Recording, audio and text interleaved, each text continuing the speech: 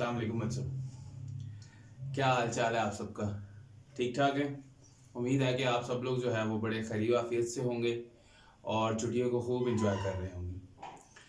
तो बच्चों, आज का जो हमारा ये लेक्चर है वो है मैट्रिसेस एंड डिटर्मिनेंट्स पे। ऑब्वियसली हम जो चैप्टर चला रहे हैं, आज इस चैप्टर का थर्ड लेक्चर हम करेंगे।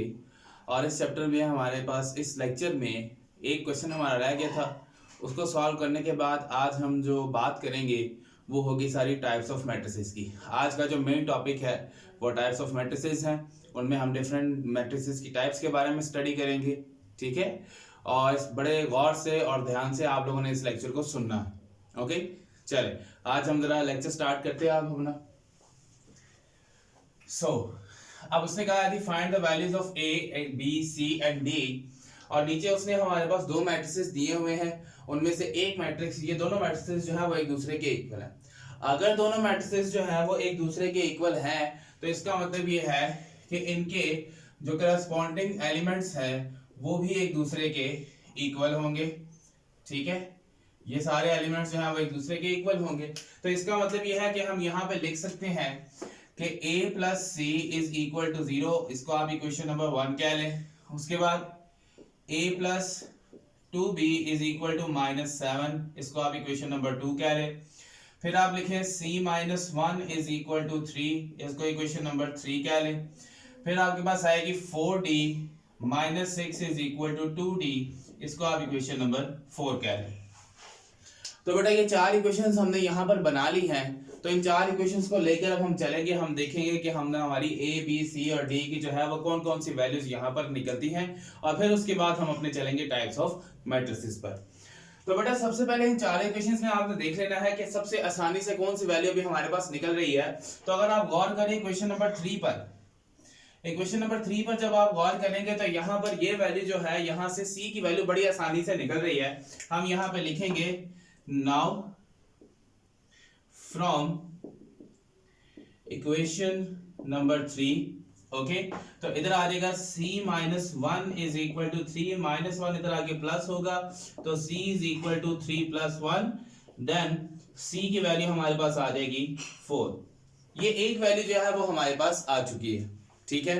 उसके बाद यहां पर अब हमें देखना है कि इस c, अब देखें ना, अब इक्वेशन 1 की तरफ अगर आप लोग गौर करें तो हम इस c की वैल्यू को अगर इक्वेशन 1 के अंदर पुट कर दें तो हमारी a की वैल्यू जो है वो बड़ी आसानी से निकल सकती है।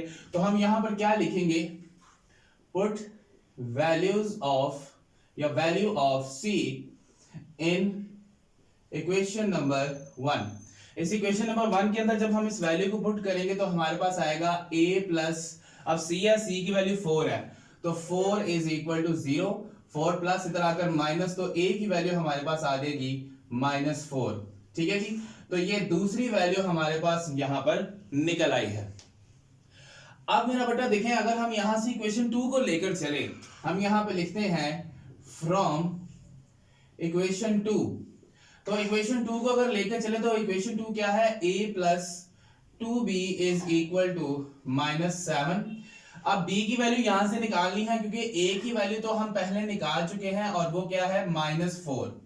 अब इस वैल्यू को अगर हम यहां पुट करें तो इधर आएगा -4 plus 2b is equal to -7, okay.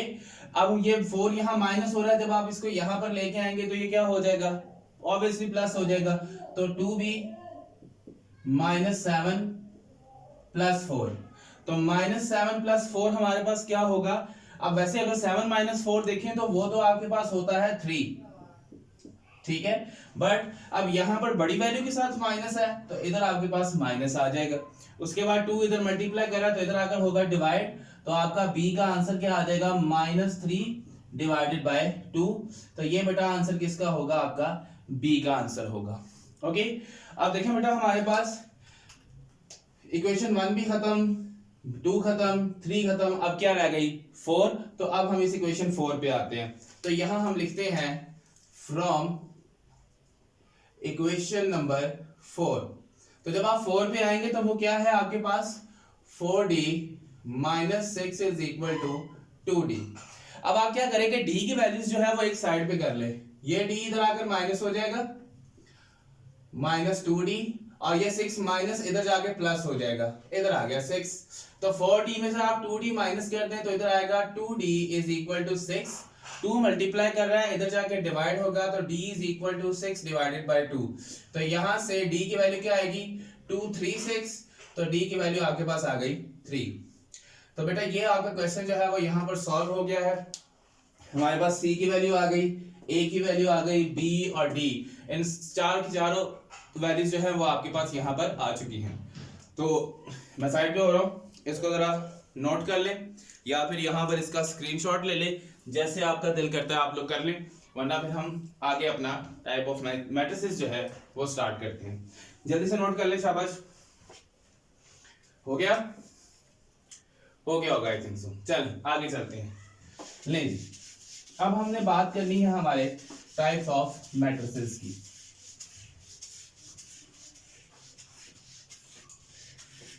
ले जी, टाइप्स ऑफ मैट्रिसेस को अब हम स्टार्ट करते हैं। अच्छा जी, तो बेटा जी यहां पे आएगा टाइप्स ऑफ मैट्रिसेस।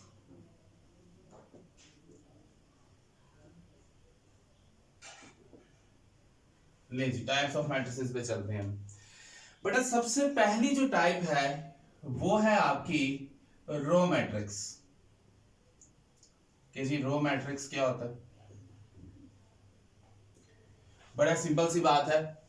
आपने क्या पढ़ा था कि हॉरिजॉन्टल वेज में जो होती हैं उनको हम रोज कहते हैं, और फिर हमने क्या पढ़ा कि जो हमारी वर्टिकल वेज में होंगी उनको हम क्या कहेंगे? कॉलम। तो यहां पर रो मैट्रिक्स से अंदाजा यही हो रहा है कि रो मैट्रिक्स जो है वो एक ऐसा मैट्रिक्स होगा, अ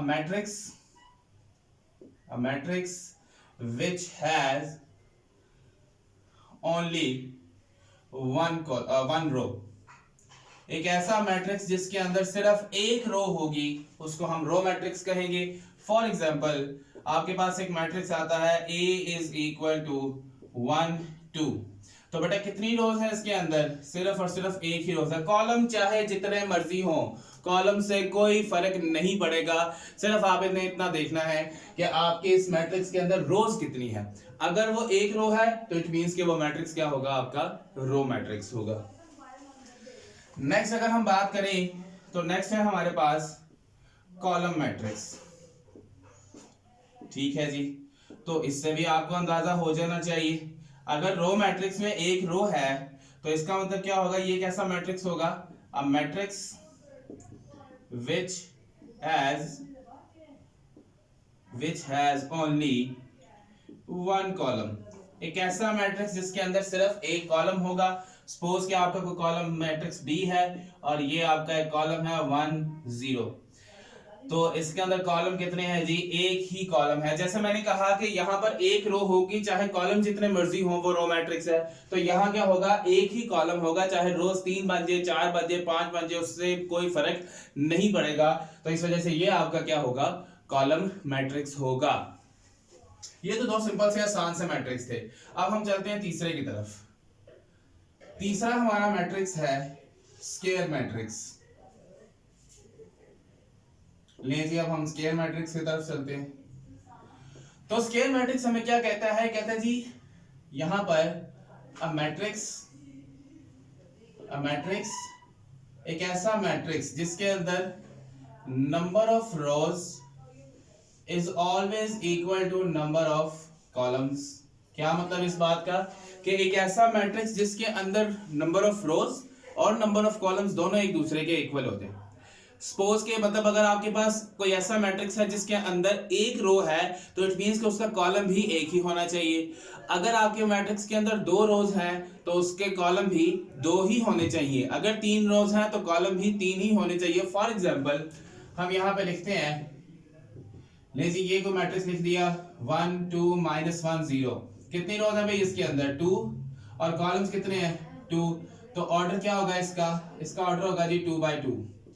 ये इसका क्या होगा जी? ऑर्डर। उसके बाद एक और लिखते हैं 1 2 3 -1 0 4, इधर लिख देते हैं -3 1 और चले 0 लिख देते हैं इधर। ले जी एक रो 2 3, एक कॉलम, दूसरा कॉलम और तीसरा कॉलम। तो कितने हैं जी? इसका मतलब इसका ऑर्डर क्या है? 3/3।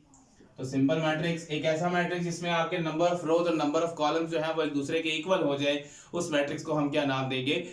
स्क्वायर मैट्रिक्स का। ठीक है जी, होप सो समझ लग गई होगी। उसके बाद बेटा फोर्थ पे चले, अगर हम फोर्थ आपका है जी रेक्टेंगुलर मैट्रिक्स। ठीक है जी, रेक्टेंगुलर मैट्रिक्स की बात करते हैं।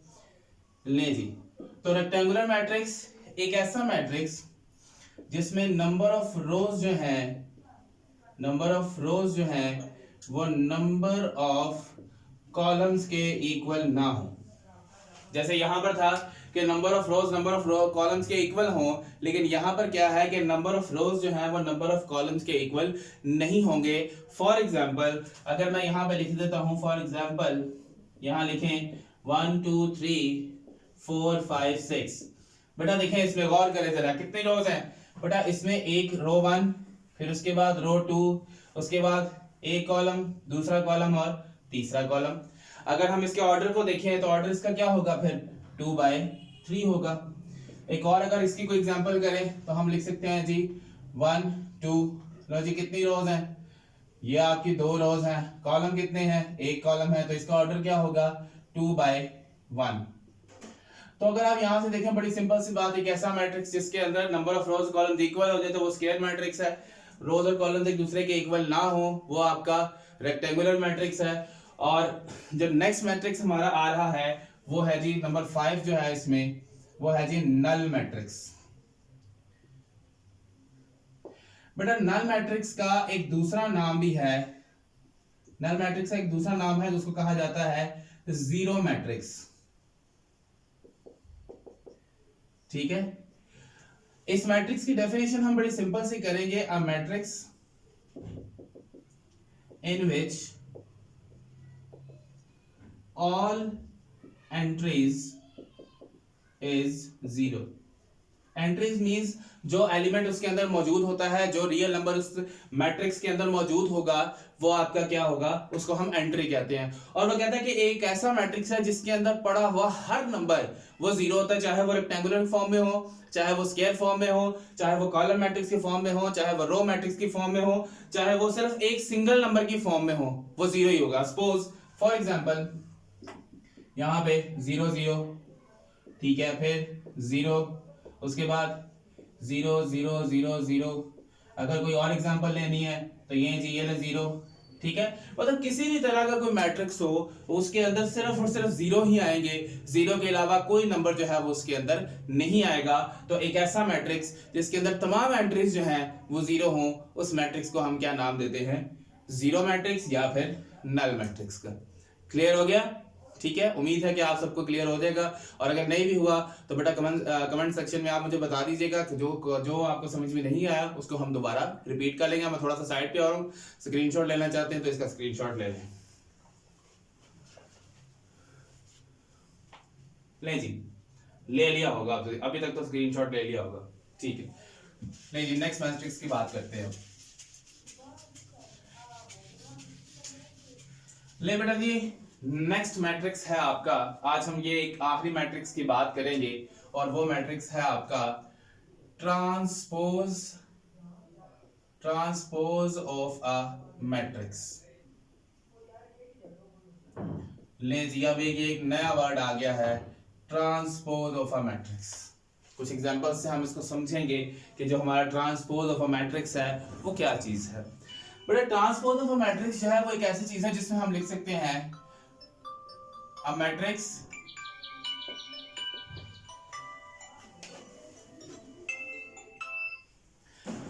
matrix in which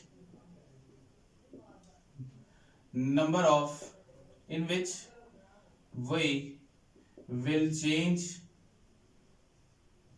number of rows into number of columns और number of columns into number of rows। एक ऐसा मैट्रिक्स जिसके अंदर हम नंबर ऑफ रोज एंड, बल्कि इधर एंड आएगा, एंड एक ऐसा मैट्रिक्स जिसके अंदर हम नंबर ऑफ रोज को चेंज कर देते हैं नंबर ऑफ कॉलम्स में, और नंबर ऑफ कॉलम्स को चेंज कर देते हैं नंबर ऑफ रोज में। कैसे, हाउ, पता भी तो होना चाहिए हमें। तो चले आए हम इसकी जरा एग्जांपल करते हैं। एग्जांपल में क्या लिखेंगे जी?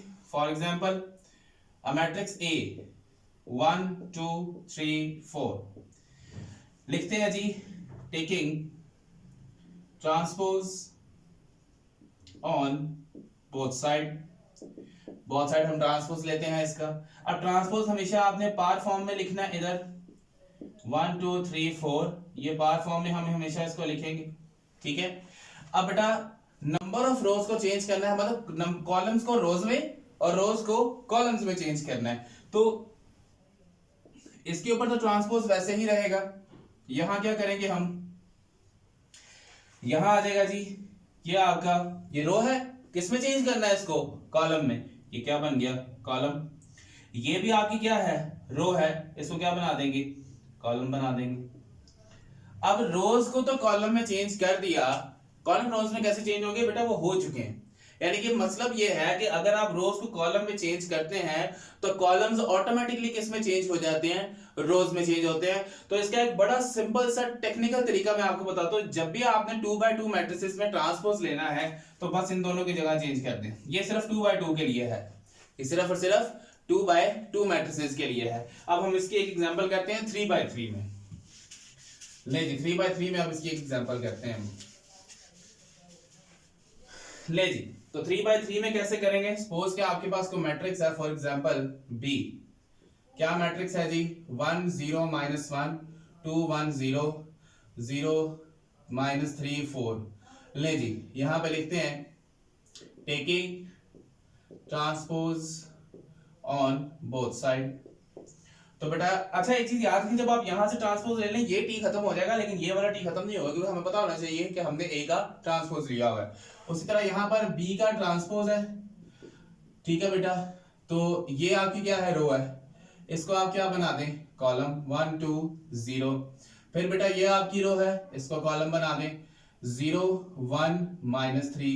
फिर बेटा ये आपकी रो है, इसको कॉलम बना दें -1 0 4। Another example, C is equal to 1 2। हम इसका ट्रांसपोज ले रहे हैं जी 1 2, ये ट्रांसपोज लेना है अब हमने इसका। तो C का ट्रांसपोज क्या हो जाएगा? ये रो है, ये अपने आप क्या बन जाएगा जी? कॉलम। और ये कॉलम क्या था? रो में चला गया। ये कॉलम क्या था? ये कॉलम हमने रो में किया और ये इस कॉलम को भी हमने रो में कर दिया, ठीक है। और ये जो पूरी रो थी इसको हमने क्या बना दिया? कॉलम बना दिया। तो ट्रांसपोज ऑफ मैट्रिक्स क्या समझा हमने? कि एक ऐसा मैट्रिक्स जिसमें हम नंबर ऑफ रोज को चेंज कर देते हैं नंबर ऑफ कॉलम्स में, और नंबर ऑफ कॉलम्स को चेंज कर देते हैं नंबर ऑफ रोज में। तो अक्सर पेपर में एक बड़ा सिंपल सा क्वेश्चन पूछा जाता है, what is the order of the transpose of a matrix. देखिए सपोज अगर आपसे पूछा जाए कि इसका what is the order of a transpose of a matrix. अब अगर हम इसका ऑर्डर देखें तो इसका ऑर्डर तो आपका है 1/2, लेकिन इसके ट्रांसपोज का ऑर्डर क्या है? वो है जी 2/1, ठीक है। स्केयर मैट्रिक्स में तो मसला नहीं होता, लेकिन जब रेक्टेंगुलर मैट्रिक्स की बात करते हैं जिसमें number of rose columns equal नहीं होते तो उनके ये आगे पीछे हो जाते हैं, क्योंकि स्केयर मैट्रिक्स में इसका ऑर्डर भी 3/3 है, और अगर हम इसका देखें इसका ऑर्डर भी 3/3 है, क्योंकि ये स्केयर मैट्रिक्स है, इस वजह से नंबर ऑफ रोज और कॉलम्स इक्वल है तो उसमें मसला नहीं होता, लेकिन अक्सर इसमें मसला हो जाता है, ठीक है। अगर आपसे पूछा जाए कि इस मैट्रिक्स के ट्रांसपोज का ऑर्डर क्या होगा, तो अक्सर बच्चे क्या करते हैं, इसको देख के फटाफट 1/2 लगा देते हैं। नहीं, आपने ट्रांसपोज का ऑर्डर देखना है, उसको सही तरीके से पढ़ना है आपने कि वो ट्रांसपोज का ऑर्डर मांग रहा है, तो ट्रांसपोज का ऑर्डर क्या होगा? 2/1।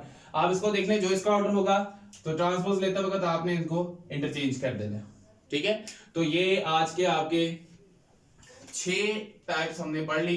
कुछ टाइप्स अभी इसकी रहती हैं, 3 तो 5 टाइप्स अभी इसकी रहती है, तो वो इंशाल्लाह हम अगले लेक्चर में करेंगे, ठीक है। अगला लेक्चर भी हमारा टाइप्स ऑफ मैट्रिसेस पे भी होगा, उसके बाद हम चलेंगे 1.2 पे, ठीक है जी। तो बच्चों मैं उम्मीद करता हूँ आज का ये लेक्चर जो है वो अच्छे तरीके से समझ में आया होगा, ठीक है। तो वीडियो अच्छी लगे तो like share and subscribe so that you get notifications. और एक आखिरी बात कि अच्छे तरीके से इसको घर में आप लोगों ने पढ़ना है, इसको देखना है, इसको परखना है, ठीक है। और उसके बाद फिर आपने अपनी अगली एक्सरसाइज पर भी जाना है, ठीक है। तो अपना बहुत ज़्यादा ख्याल रखिएगा, फी मान अल्लाह, अल्लाह हाफिज़।